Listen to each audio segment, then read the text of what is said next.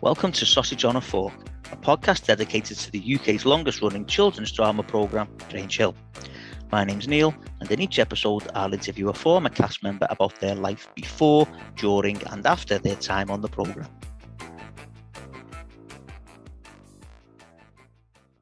Okay, welcome to the next episode of Sausage on a Fork. I am absolutely delighted to say that I have been joined by none other than Alison Bettles, who played Fay Lucas. Alison, welcome to Sausage on a Fork. Hello. Great to talk to you. It really, really is. What we'll do, Alison, we'll start at the way we start all the interviews on Sausage on a Fork, and we'll go right back to before Grange Hill. And if you can let us know how you got into acting. Okay, so my brother Dean, my second older brother, my first older brother, he did we both did Oliver at school, at our primary school. Oh, right. Okay. So he played Oliver, and I was just one of the kids in the group, and somebody came in and saw him and said, look, why don't you join an agency? You'll be great in Oliver and as an actor. So and they said join Sylvia Young. So my mum sort of looked into it and just bizarrely went to see Sylvia Young, and she said that she'd take Dean on, and then Dean did go for Oliver, and he got Oliver, and he got into the Oliver Twist at Drury Lane. Right. That was with Roy Hudd. And then he was just one of the gang. He never really wanted to be that serious. I think he was offered to play Dodger, but he just said he wanted to stay in the gang, really. We just a real normal family, just comprehensive school. So it was all a little bit just a bit weird, really. That next thing he's doing that, and then my mum used to just have to travel up every day to take him, and then I used to go with him because otherwise I'd have been indoors on my own, because my dad would have been at work, or I don't know. I don't know why I was taken, really. And then Sylvia Young was there one time, and she said, look, why don't you come along as well and join the agency? So I just did. I joined the agency as well. And then I was about 8 when that happened, and I just started going for a few auditions, commercials, really. And I just started to get various commercials. My first commercial that I ever did was Portland Holidays with Huey Green. Right. Okay. With Huey Green. And I had to go abroad. So I went to Spain to do that. Wow. And that would have been the first time that I would have ever been abroad. Wow, right. And then they said my mum couldn't come because it's got to be a chaperone. Right. So I was like, oh, I can't do it then because I need my mum to come. Yeah. And then I just said, that's it. I'm not doing it then. Right. And the director rang and said, like, why are you not doing it? And I said, because they're not going to let my mum come. And they said, of course your mum can come. So my mum come and chaperoned me, and I did the commercial. And that's where it started, really. And then I just went on and did lots of commercials, really. I did a trick stick commercial with Paul Daniels. Right. That was a really cool little thing, actually. I mean, God, that was a long, long time ago. Most people would never know what a trick stick is. Did you know what a trick stick is? I'll be honest. I've seen a still of you in that advert. Oh, really? But I've never seen the advert. Yeah, it's a shame I didn't keep it, really. I mean, I kept nothing. I've got nothing. No memorabilia. Wasn't it like that yellow stick with the on a bit of string. Yeah. And I did tricks with it. Yeah. So that was that. And then I did a gas commercial. That's all I can remember about it, with David Jason. Right. I mean, I've never seen that. I did a Monkey's Tea Party, a Green Cross Code commercial. That's it. With Bob Cowdees, I think his name is. That's it. Yeah, Bob Cowdees. That's on YouTube. It still does the rounds on YouTube, that one. Well, ironically, the kids sent it to me the other day because I haven't seen any of this stuff. And oh my God, it was like I was on helium. I can't, my voice, it was so squeaky, but it was brilliant to see. And it was lovely to see. And looking at my hair was like long and blonde and just looks like my daughter now. Right. So, it was lovely to see. And just various commercials, really. And I remember doing a cheese one, but of course, when you go for the auditions, you just tell them you like it all. And I hate cheese.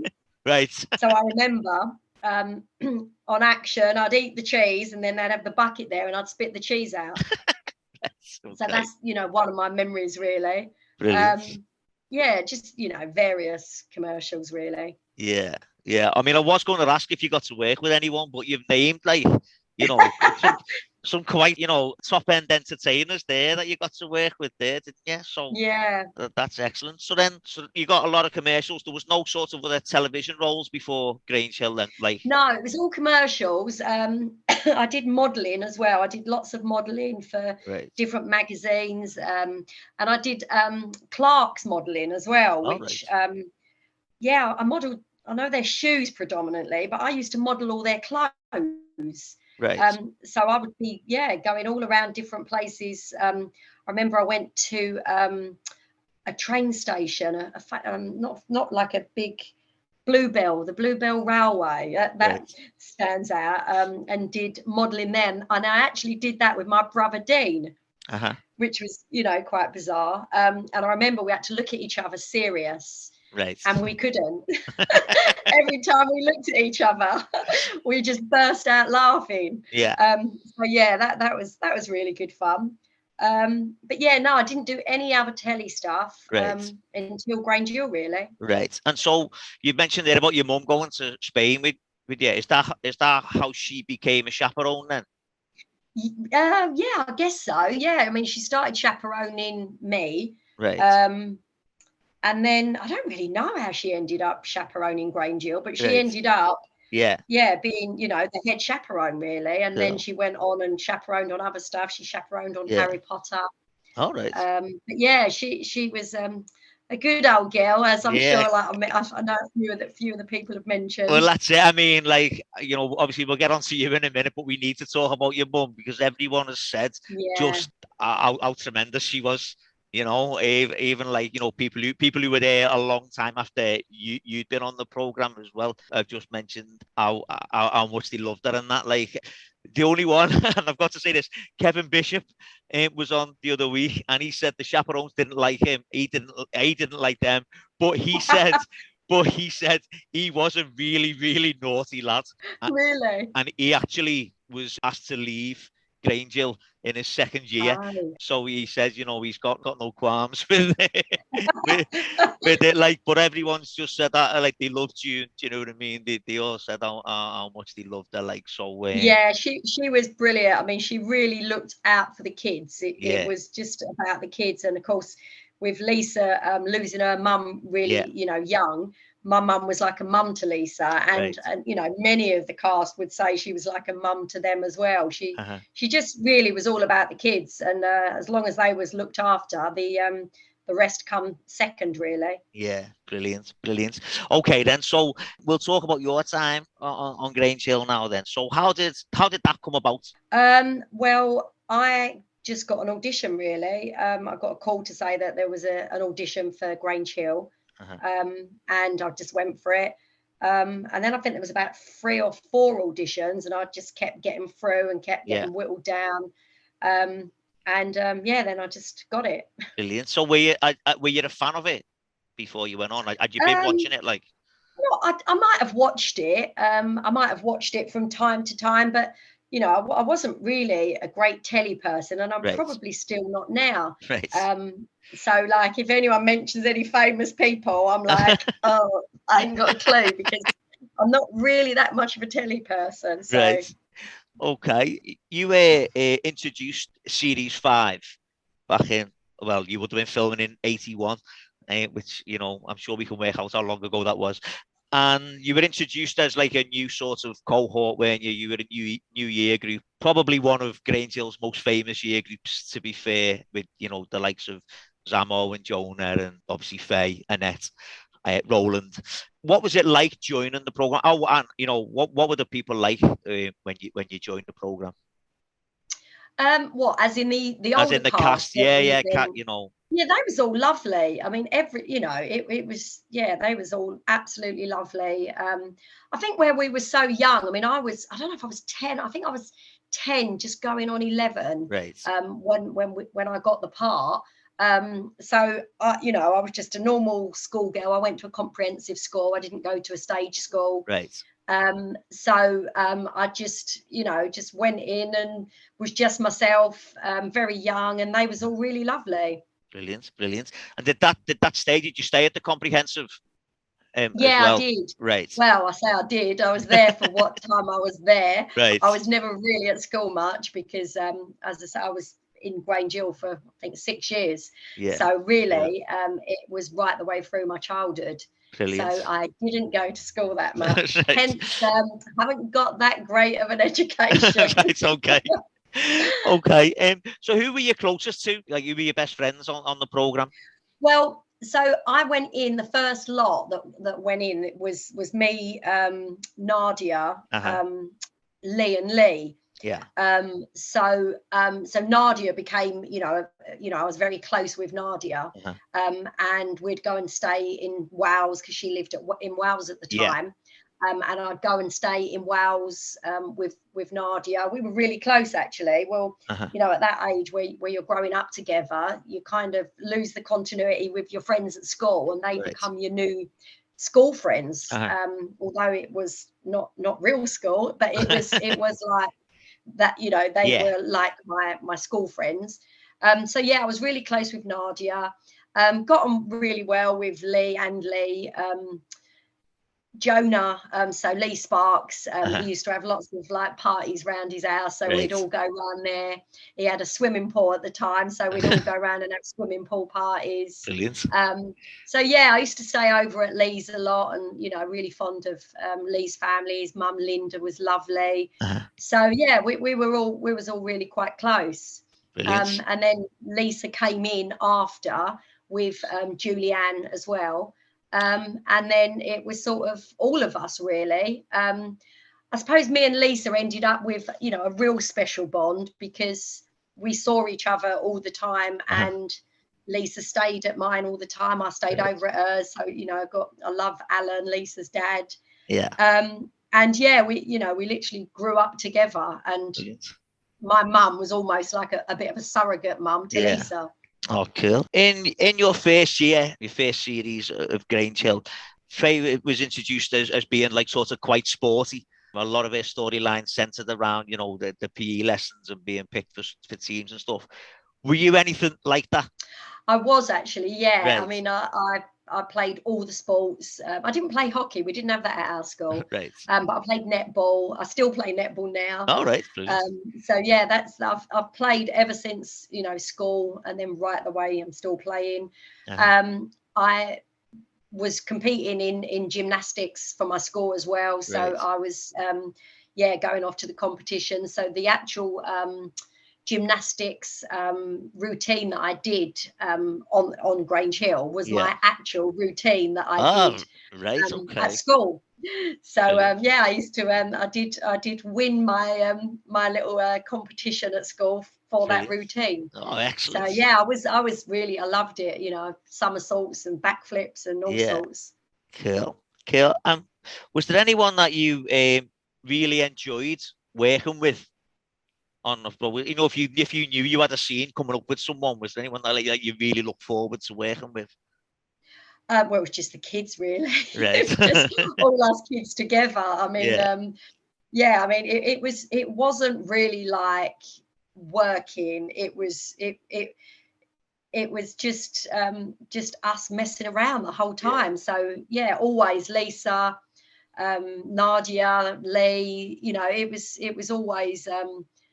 It was just, everything was good fun, and obviously we were silly, giggly girls as well. So we'd come down the stairs and have to be all serious, and there we were just laughing again. So we did get quite a few stern words about giggling. Right. And I think even now, when I look back at some of the scenes, you can see the grins on our faces, and it's like, oh my God.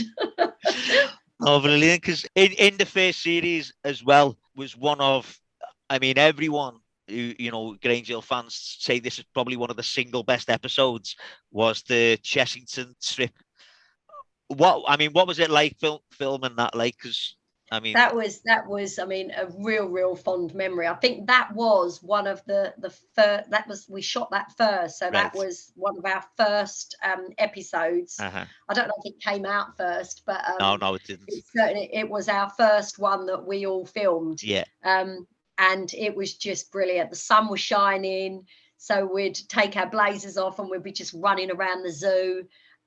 We're supposed to be doing our 3 hours of tutoring a day, and we was out the window running around the zoo. But it was all very harmless stuff. But it was really good, fond memories. Just very vivid of us just running around the zoo, really, when we supposed to have been doing our tutoring. Brilliant. A thing that I wanted to ask you about was, this was a recurring thing with Fay for quite a few years, was that Fay had a Tottenham Hotspur bag, and I'm just wondering, was that your choice to have that bag? No, I don't. Do you know what? I mean, I didn't really support any team. I don't know why I ended up, and I remember that clearly. There, you mentioned it. I wouldn't have remembered it actually unless you said that. But now I can remember it hooked over my arm. No, my brothers all supported Man United, so I guess growing up, I was definitely a Man United fan. But that wouldn't have even entered my mind that I had a Tottenham bag, to be honest. But yeah, that's very bizarre. No, I don't support Tottenham. I never supported Tottenham, and I don't know why I have a Tottenham bag. Okay. All right. So just because it was there, it wasn't like it was like a couple of episodes. It was like, you know, every year there was a. That's really weird that you should say that, because I wouldn't have remembered that. Right. Okay. So that was your first series there, and then we move on to the next one, and you got, you know, obviously the first series is sort of establishing your character and stuff, and then there was a little bit more, you know, few more storylines, especially with Annette being jealous of how good Fay was at various things, and then when she had other friends and stuff like that. But one thing that I wanted to ask you about, Fay didn't have to go on the St. Albans trip. She could go to the hockey trials instead. Now, was there another reason why you didn't go to St. Albans? No, I've like long time ago, memories just trying to. No, I think that was just how the script was written. I didn't get to go to St. Albans, and I was practicing my hockey. I do remember always being a bit envious that Nadia had all the best scenes, because she got to do all the really cool stuff. I know she was throwing eggs at someone in I remember that.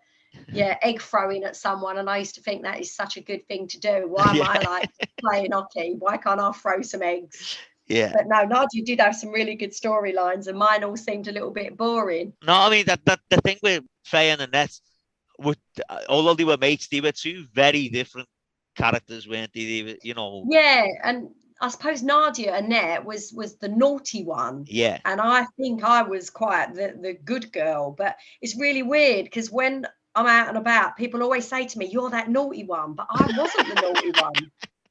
So I was the good one, just like playing hockey and doing gymnastics and being good. Really, I would never have been rude to the teachers, where Annette would sort of answer the teachers back. I mean, that there's a few things, like, you know, that show Fay was like that. You know, the thing where she was worried about Diane losing weight, and worried about Annette when Annette was turning up, you know, with bruises and all that. Like, so I think that shows how different Annette and Fay were, because when someone had a problem, Annette would laugh about it, wouldn't she? You know, or she'd skip them a little bit about it, or make fun of them. She was definitely the naughty one, and I was definitely the more sensitive and sensible one.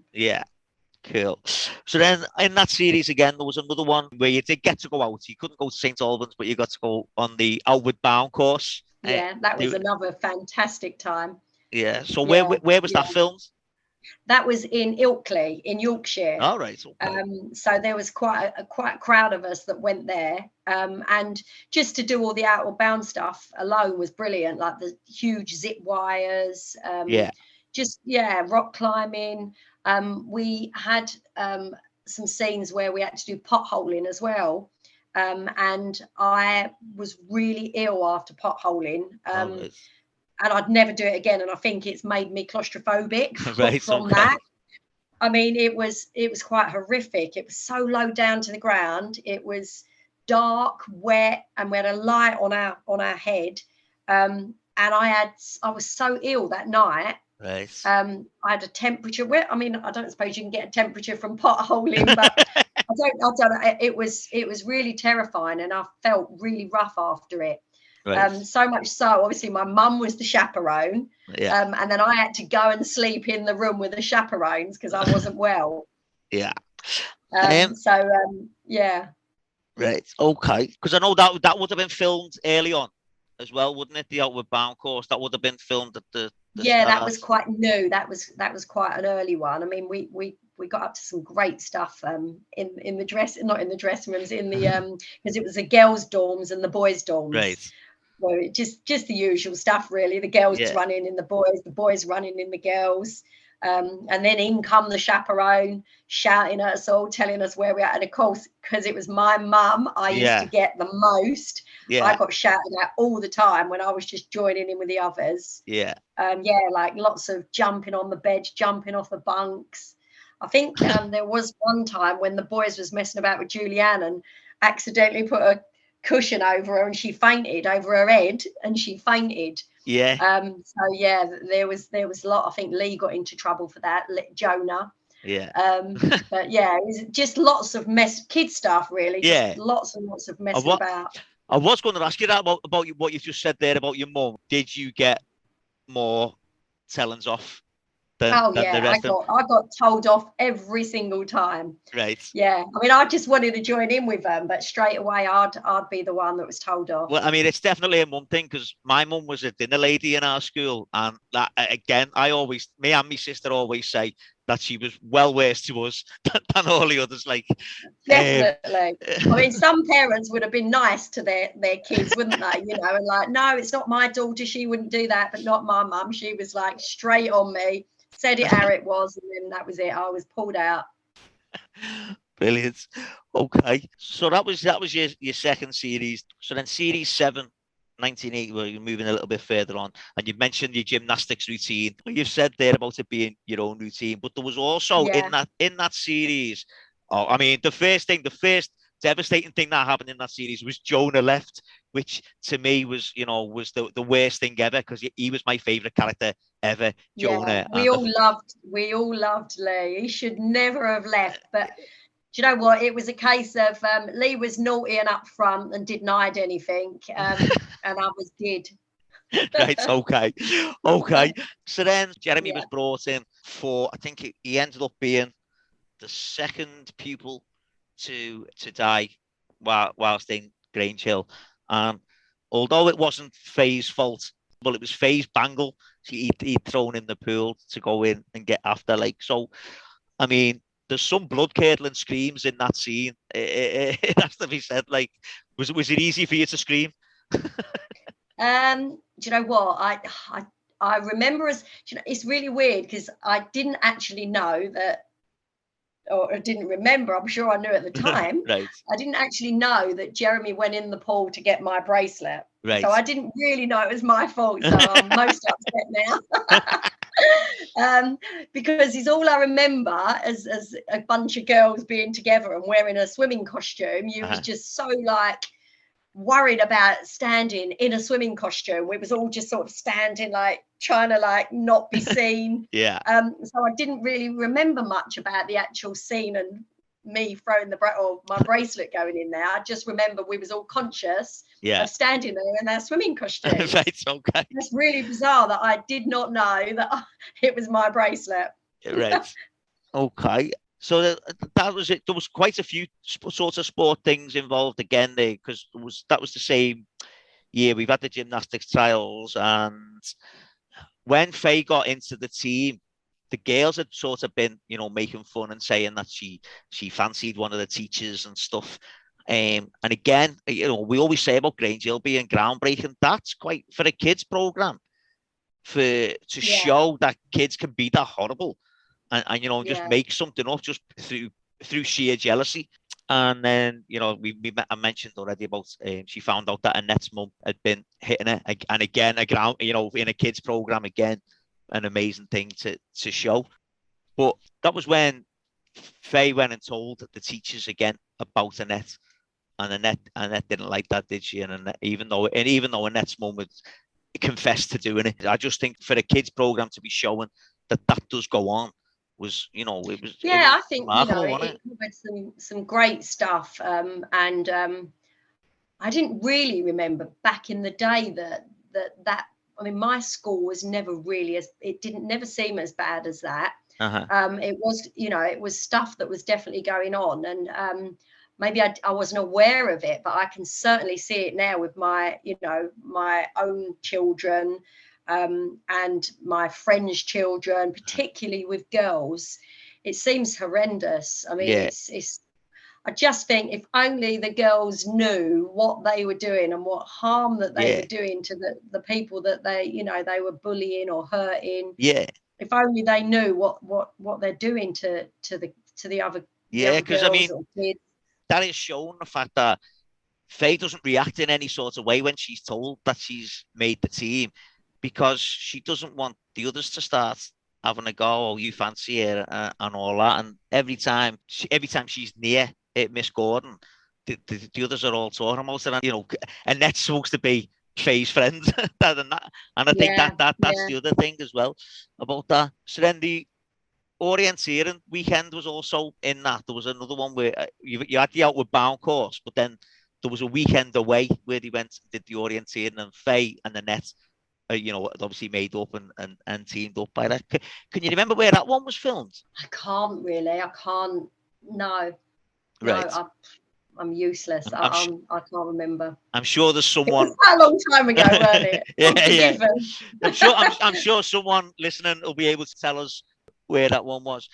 And then at the end of that series, you were in one of Grange Hill's most famous scenes, because it was the school disco, and it's all about Stu Potts and Claire getting back together, but dancing to True. And it is one of Grange Hill's most famous scenes. And Gary Hales, who was on a few weeks back, was saying he really liked that scene because it was the first time the end credits had been different. He said it was almost like a Dad's Army You Have Been Watching type scene, because everyone's dancing with someone, and it goes up and shows. But I don't think we get to see who Fay was dancing with at that one. She's just dancing with, and she just sort of turns around, because I think it was Julie is behind her, so they just look at each other and smile, like, but Fay was dancing with some lad. I can't remember either, because I know that I had a spell dancing with a French kid. Yeah. But I can't remember what that was. And then there was Doug Chamberlain as well. I can't remember. Yeah, that was actually that was actually in the series after. Was it? Oh, right. Yeah, I can't remember who I was dancing with in that scene. Yeah, I remember the little cheeky look that me and Lisa done. So, as I say, it's probably one of Grange Hill's most famous just single scenes, along with, you know, finding Zamo in the toilets and stuff. It's probably up there with for scenes like. So then the next series was series 8. I think it was your 4th series by then, and it was all about the merger with Brookdale and Rodney Bennett. So there was a lot more people were introduced. You know, the likes of Tim Polly came along, and Melissa Wilkes was in it a lot more then. And then you've just mentioned there, Julian, Doug Chamberlain. But poor old Julian, I mean, Fay led him a merry dance there, didn't she? For the interview, I do read up and I watch a few clips as well. And I just thought, oh, that poor lad. She, you know, she's all for him at one point, and then all of a sudden, the French kids turn up, and he's kicked to the curb straight away, isn't he? Like. But yeah, because you've mentioned there was Jean-Paul was the French lad. You know. Oh, right, Jean-Paul, yeah. Yeah, I mean. Yeah, I knew there was a French kid, but I couldn't remember his name. What was it like for you at that time, being given those sorts of roles, those sorts of scenes where you're acting all lovey-dovey with the lads?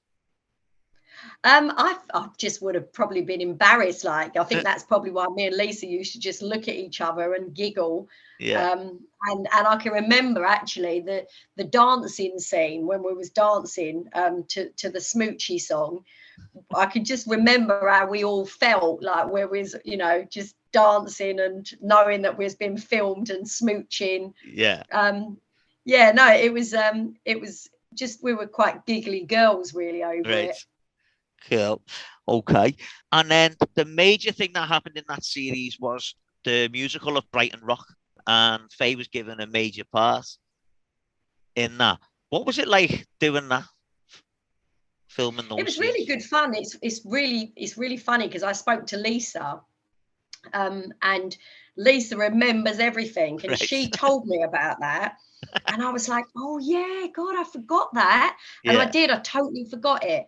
And then looking back, it was great because we're all dressed up in our mods and rockers, and then we had to sing and dance. It was really good, and I always quite enjoyed. Me and Nadia, we were always singing, and I enjoy singing anyway. So no, it was really good to do something a little bit different. Right, yeah, because I've watched it the other day, and there is an awful lot of singing, isn't there, in that? Yeah. I mean, you'd expect that with the musical, but you get to sing quite a bit in that one. Like, all right, so that comes to Series 9, 1986. Now, I normally say to people, what was your favourite episodes or storylines or most important ones? And 1986, and Grange Hill fans, the first thing they think of is Just Say No. But that was when Fay had a massive storyline that year when she had a relationship with a teacher. And again, I've said it already, another groundbreaking storyline for a kids' TV program. What was it like when they said, when you found out? How were you feeling when you found out that this is what you were going to get? It's quite exciting, really, to have a good storyline, and as you say, a real groundbreaking storyline. So yeah, it was quite exciting to play something a little bit different. Yeah. And yeah, again, like you say, it was groundbreaking. It didn't really happen, although I'm sure it does. But it just wasn't really spoke about, or it wasn't really highlighted. So the fact that that highlighted that. And I used to, wherever I went, I used to get Fay, where's your hockey stick? And then it moved to Fay, like, where's Mr. King? Yeah. So yeah, no, it was nice to play, and I can't remember his name because I'm so rubbish at names. But David, Mr. King, what was it? David. David Strong was his real name. David Strong, yes. There you say it. He was really lovely as well. So yeah, made it really easy to be able to play the part. Like, I watched a couple of clips this week, and at first it's nothing. You know what I mean? It doesn't seem like anything, but then it just it progresses throughout the series without anything really happening. I mean, you don't see anything gratuitous happening, really. No, I mean, yeah, I probably need to watch it all again because I'll probably see it very differently. Yeah, I mean, there's bits where, they're holding hands, Fay calls him by his first name and stuff like that. So it's gone that little bit further. But you never, and she says about how much she loves him and all that, but you never actually see, which I think is quite clever, you never actually see anything, bad happening. I'm not saying it wasn't bad what did happen. But any like nitty gritty. Anything nitty gritty, I remember, I think the most prominent time was when he gave me his apple. Right.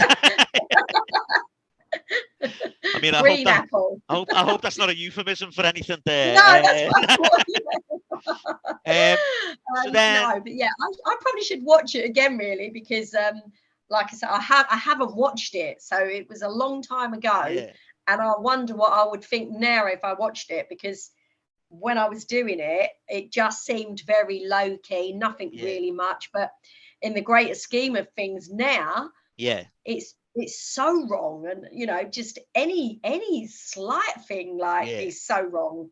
but at the time, I didn't really see that it was anything. From what I remembered, I felt it was me making a bigger deal of it, and he wasn't doing the same. Yeah, he wasn't really complicit in it.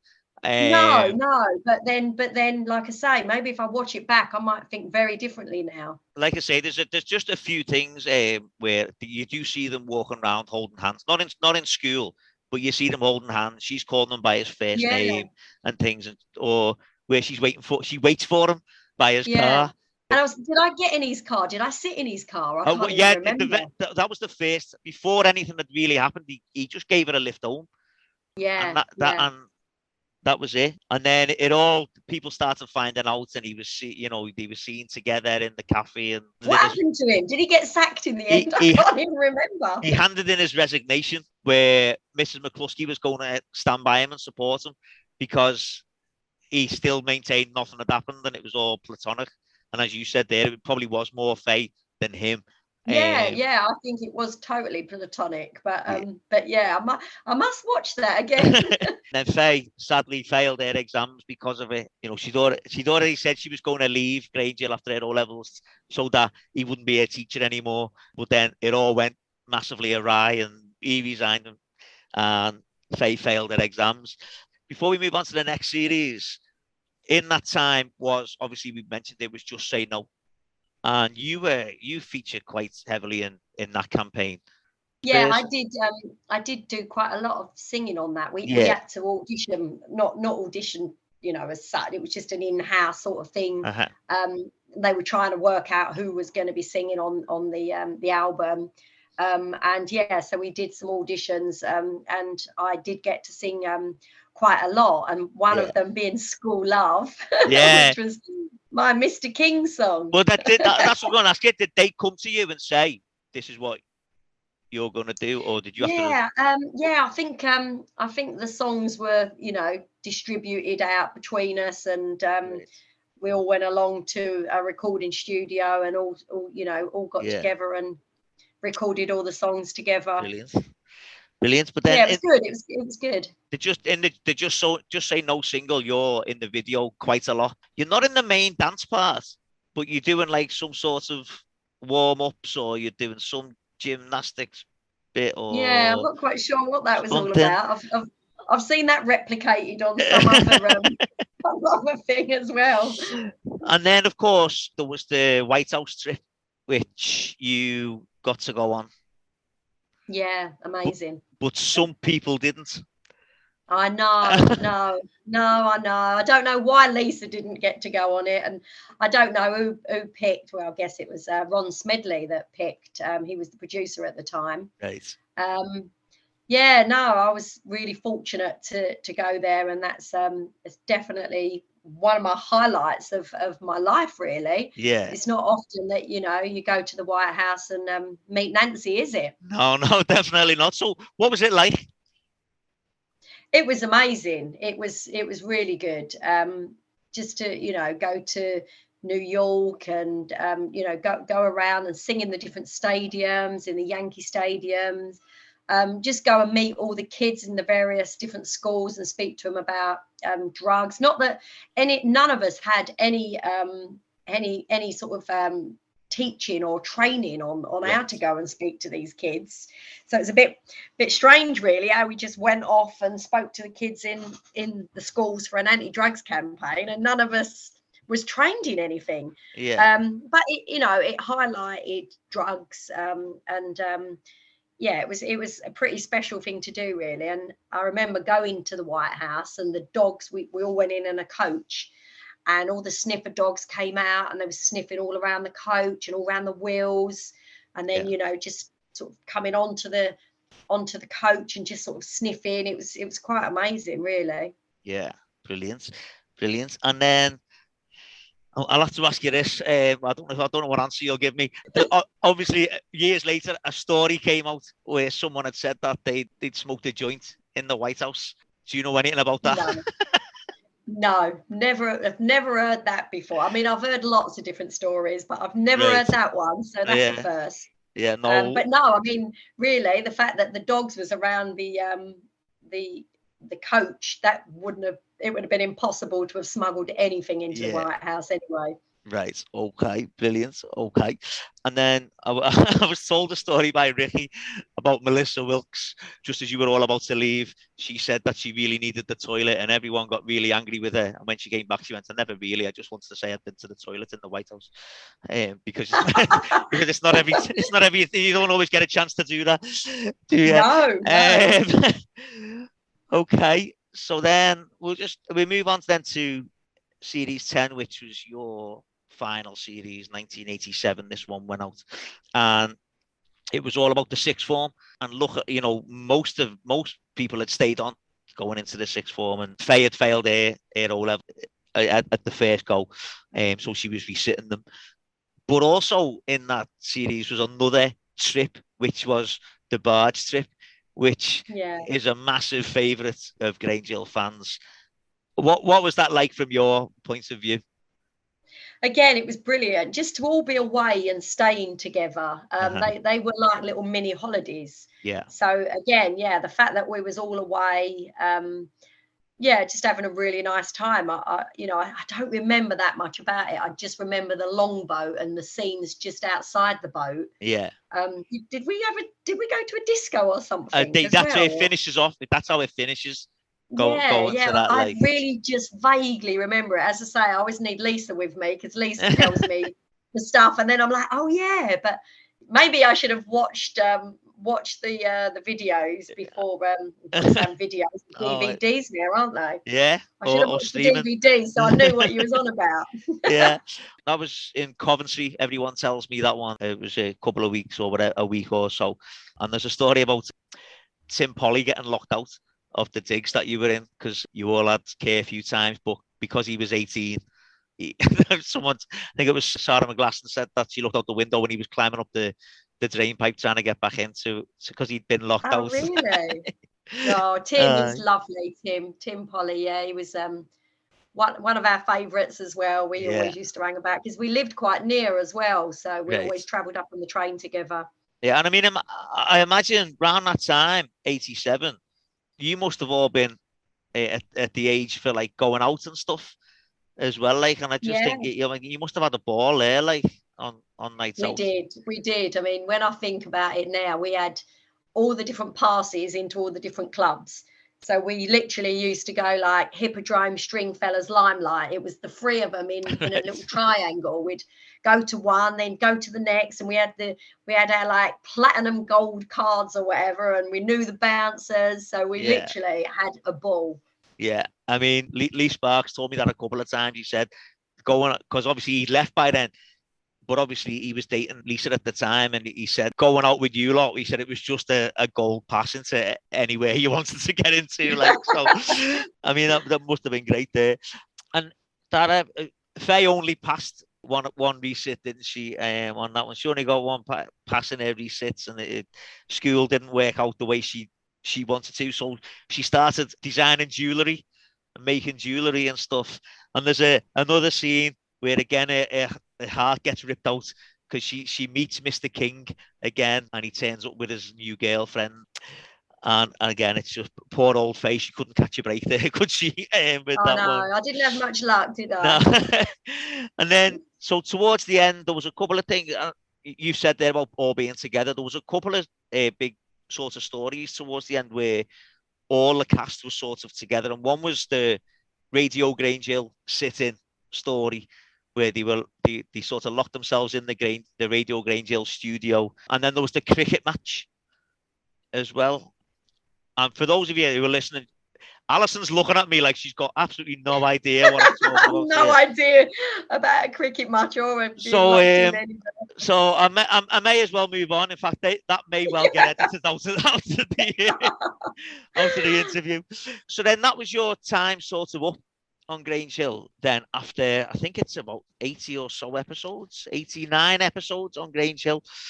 Wow, was it? What I was in 89.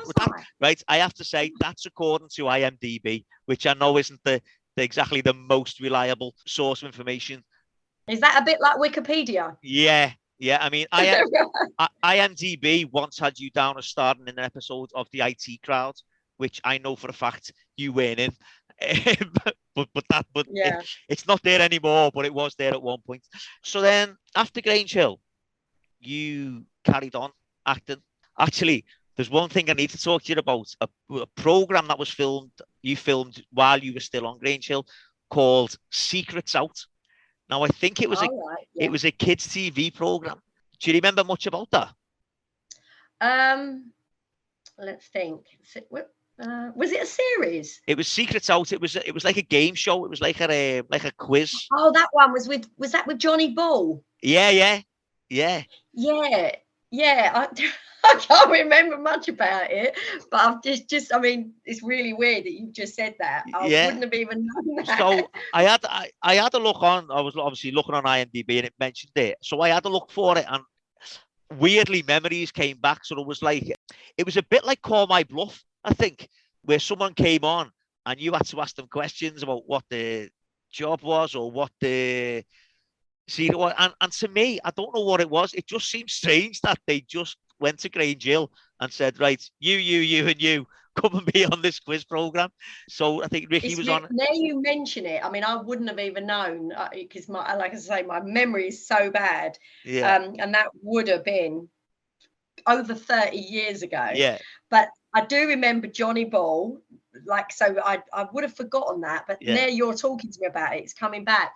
And I do remember a particular episode, because I always say the wrong thing. I always speak before I think. And I remember saying to one of the contestants something about, so have you got wind? And I meant do you need wind or something like, and everyone just fell about laughing. And then of course I realized what I'd said.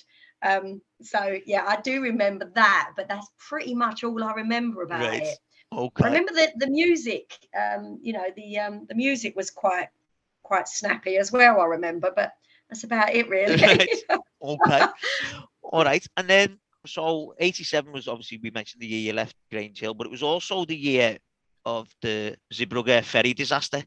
And you sang on the charity record of Let It Be.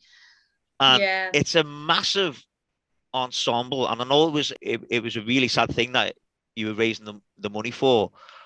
But what was it like recording that? Because you were with massive names of the time, weren't you? So what was it like? I mean, it was brilliant.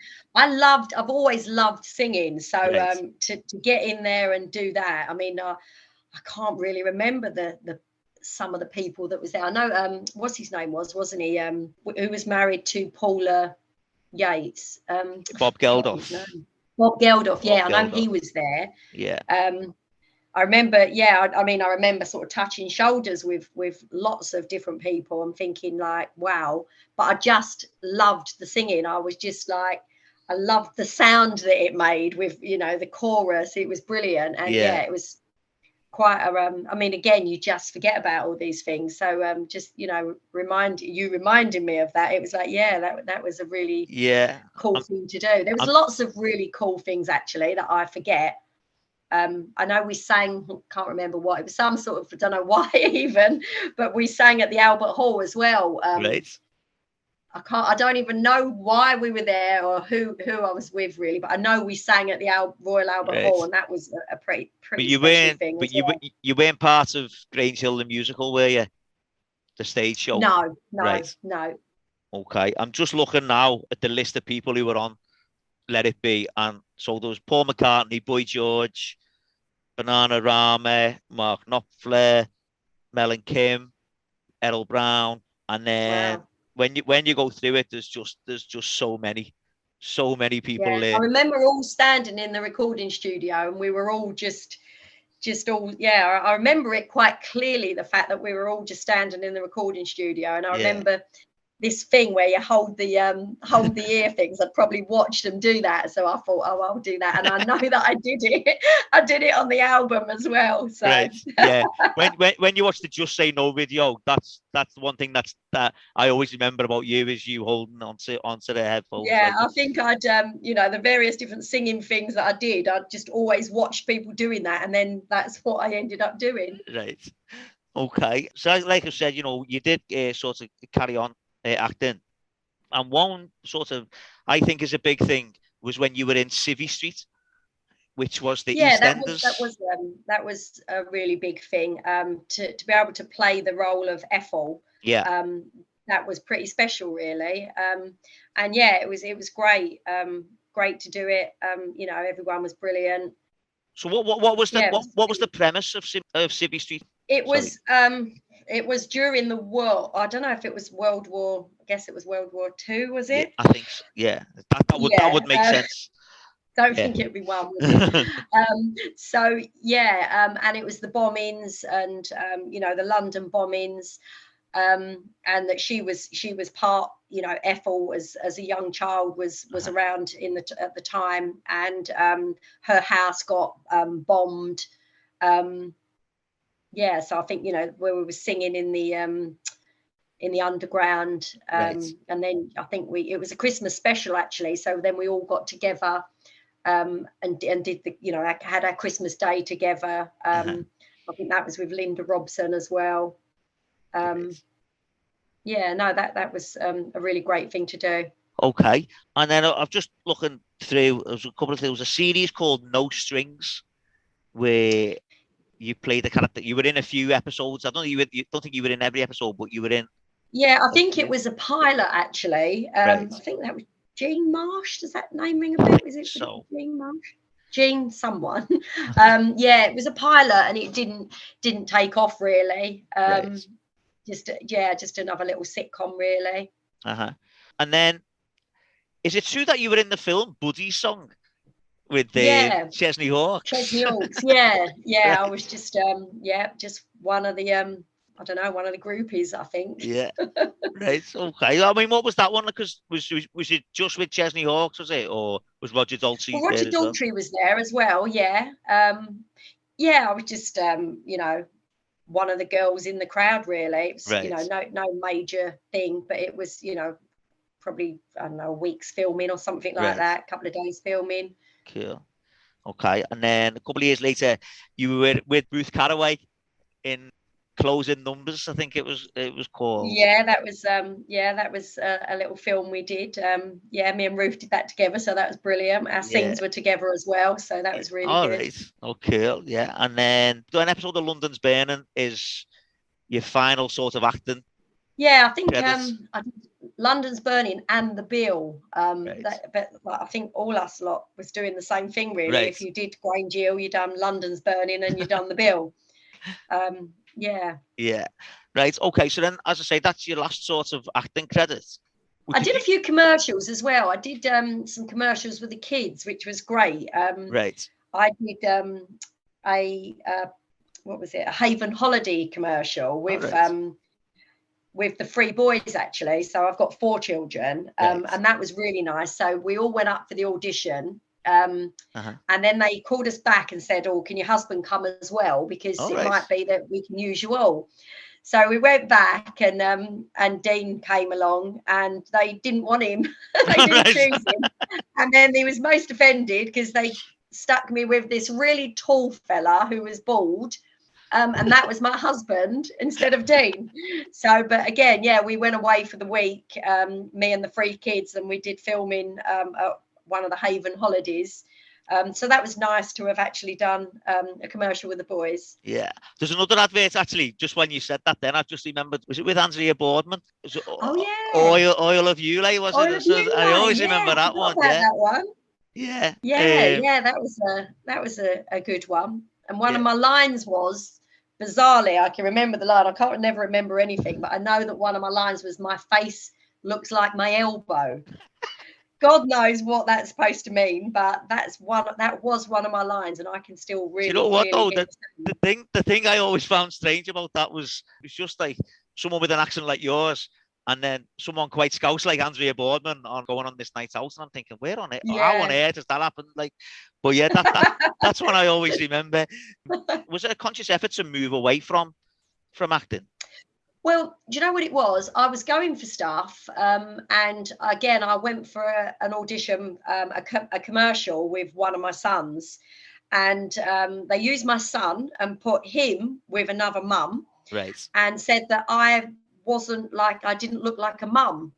So I really struggled to come out of the child actress and go into, you know, as an adult. The transition was quite difficult because I was tiny. I was, you know, I remember I say to my daughter now, because she's always saying, "Oh, I can't stand being this skinny," and I said, "Millie, I was the same as you. I weighed 7 stone 3 when I fell pregnant with my first child." Wow. So I was very small, and so when I was going for auditions to play not a child anymore, I couldn't get an adult role. Right. So it seemed that it was a bit pointless, you know. And then I just got a bit fed up, really, just being told that I never looked old enough. I remember I went for one commercial actually, and I think I'd done all my hair as quite big and tried to look older again. And I remember, you know, they were all keen, and then they said to me, "How old are you?" And I don't know how old I must have said. I don't know how old I would have said, 16, 17, I don't know. And then the casting director said, "You've just lost yourself the job now." And I remember thinking, well, why didn't you tell me how old you wanted? I mean, how ridiculous is that? If I looked old enough and they were happy to use me, then ask me my age. What is the point? But to be honest, I began to be really quite disillusioned with it all, and just thought how ridiculous it was.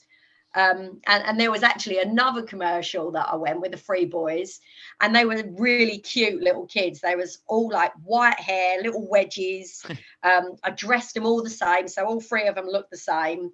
And we were up for the OXO commercial. All right. And we'd been backwards and forwards 2 or 3 times. Had seen the kids, and then they said, "We're going to do a recce. We're going to come to your house to see, you know, if we can use your house." Or I don't know what they was coming for, but anyway, they was going to come to the house.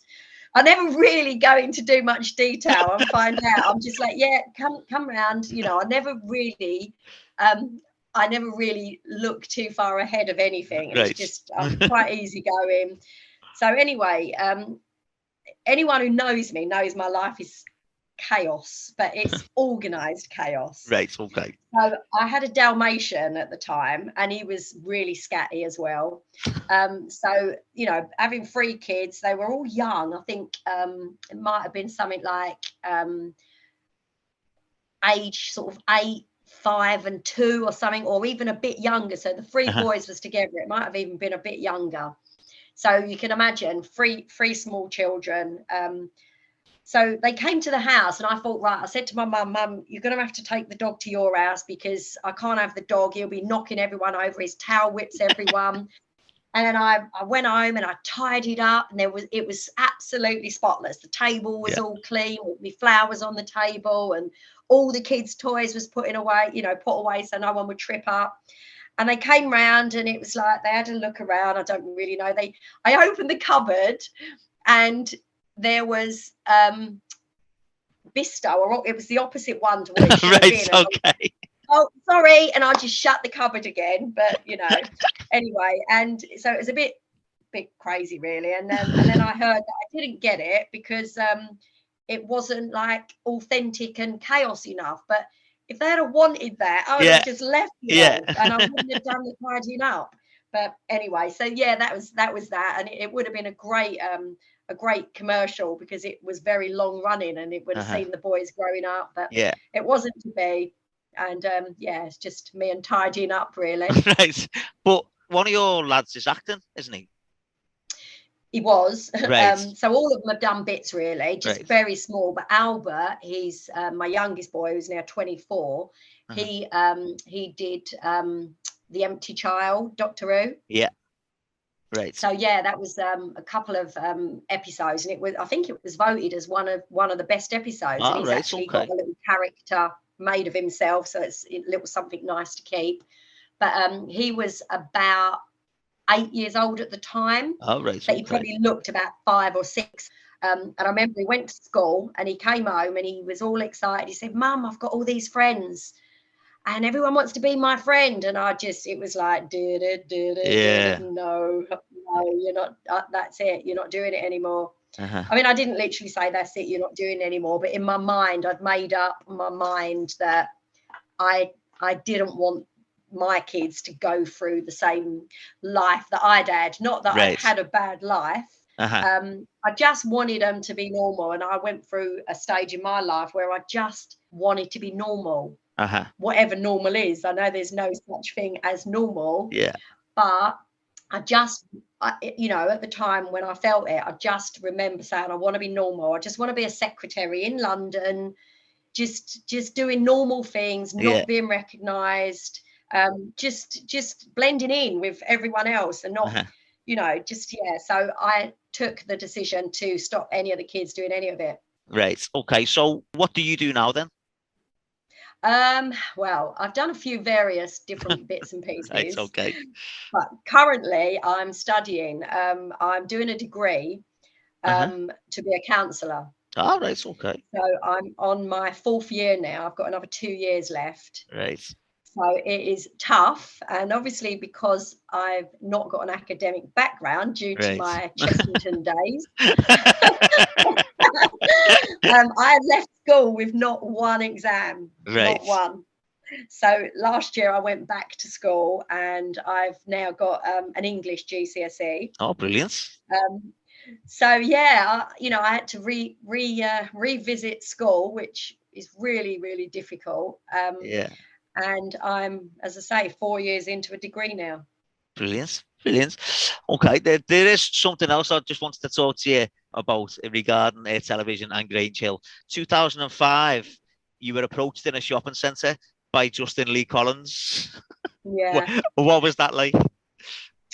Well, I had a phone call from obviously Justin Lee Collins's people, and it said, would you do this program? Would you come and be interviewed? And I was like, oh, I don't really do interviews. It's not, you know, I just lead my private life really. And they said, oh no, it's for Australia, it won't be shown here. So I thought, oh, okay, I could maybe do that really. And so I said, where do you want to meet? And they said, do you want to meet at Lakeside? Because that's, you know, that was near to where I was living. So I thought, yeah, I'll do that. So I just had my daughter. She was 6 weeks old at the time. I remember that because I remember still carrying a bit of weight from my daughter and thinking, I hope they don't still think I'm pregnant. But anyway, so off I went to Lakeside, and I got to a lift and out jumped Justin Lee Collins.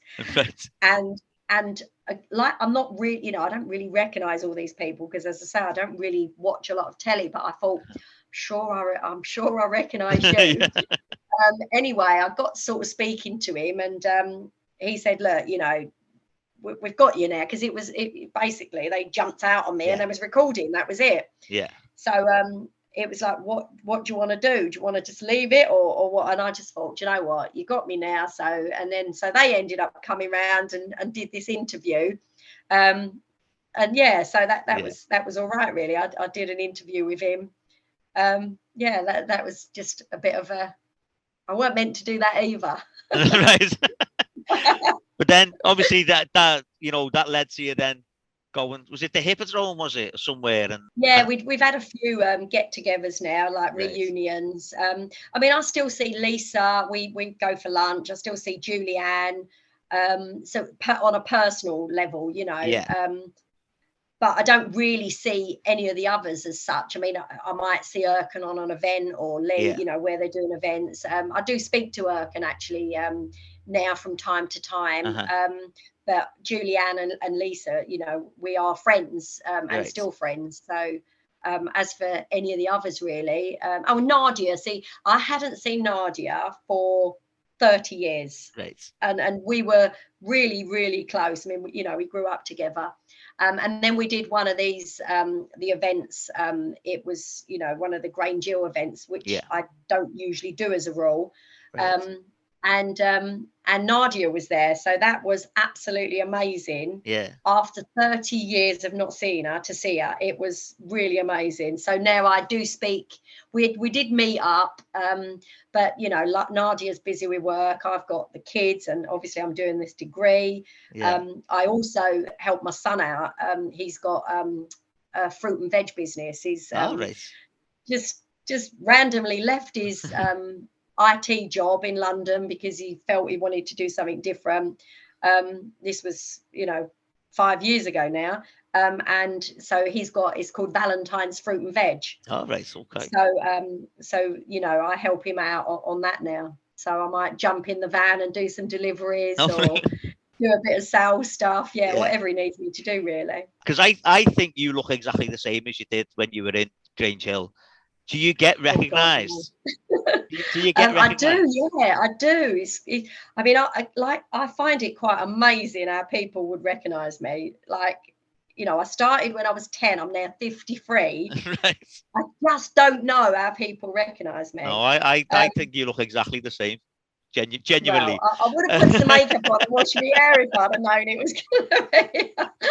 But no, I do find it quite unbelievable how I am still recognised, because it was so long ago. And when you think I was a 10-year-old child, and there I'm a mature lady, I find it quite bizarre how people still recognise me, to be quite honest.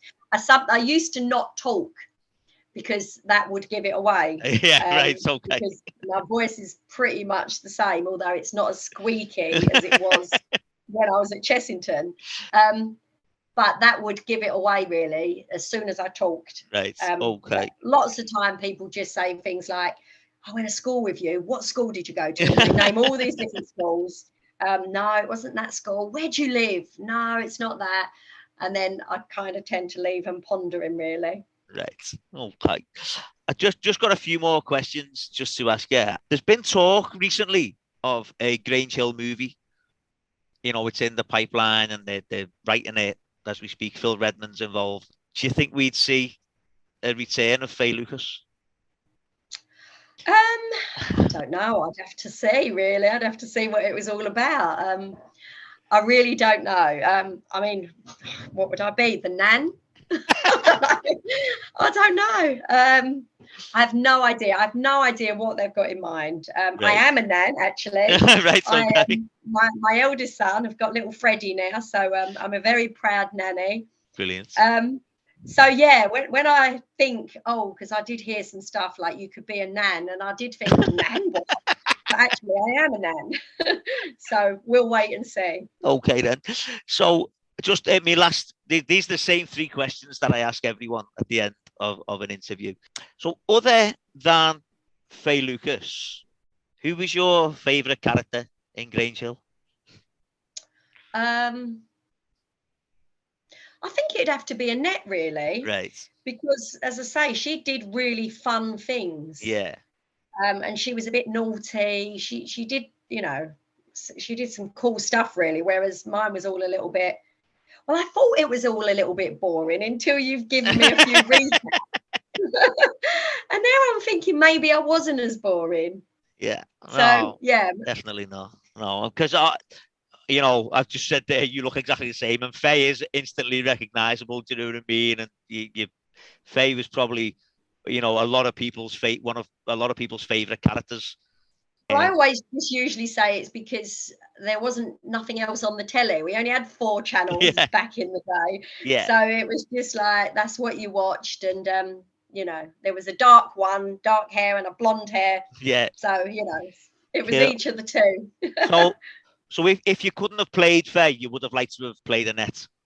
Yeah, I think that would have been good fun. She definitely seemed to have more fun than what I did. Right. Okay. Excellent. And then the final question, it's the same one I ask everyone. Why do you think there's still such affection for Grange Hill? I think maybe, it's certainly around my age and our era. Again, I think, there wasn't much on the telly. We had the 4 channels to watch, and because it was on for so long, I understand it was on for about 25 years. 30. But 30, was it? I knew you'd know. So, God, 30 years for a programme to be on. That is like pretty mammoth, really. So I think everyone has grown up with everyone, and you just feel part of their life. Yeah. People I went to school and people felt they went to school with me. And you know, likewise with all the others, we all kind of went to school together, even though it was only us little lot. We all went to school together and we all grew up together, really. And yeah, you know, we covered some really interesting stuff. So yeah, I mean, I can only imagine it was that, really. It's a bit of nostalgia, isn't it? It's the definitely 80s nostalgia. Definitely. Other than that, I have no reason why. Oh no, that's brilliant, Alison. Listen, thank you so much for coming on. Oh, thank you for asking me. No, not at all. No, I have had quite a few people saying, you know, when are you getting Fay Lucas on? Like, so I'm made up that you've been able. Well, I just wish that I knew what happened in some of the episodes a lot more, because honestly, I've really got such a bad memory, and thank you for triggering some of the memories. Well, listen, now you can put your degree to one side, and you need to go and learn more Grange Hill now. Okay, so oh God, I wish I could put it to one side. That's it's honestly, at the moment, it's the bane of my life. I've got so many assignments. If you knew how many books I've got standing there that I'm trying to read, and as I say, academic is not my thing, or academia, should I say? So I'm trying my best, but just goes to show we can all do anything if we try. Definitely. Well, listen, best of luck with that. Thank you so much. I really hope it works for you. That'd be great. But listen, yeah. Well, I just hope that I can help some people that, you know, truly need some help with what's going on with all of the, you know, Ukraine and all of the horrible stuff and COVID. If I can help someone, then that'll be good. Marvelous. Well, listen, once again, thank you so much for coming on. I really do appreciate it.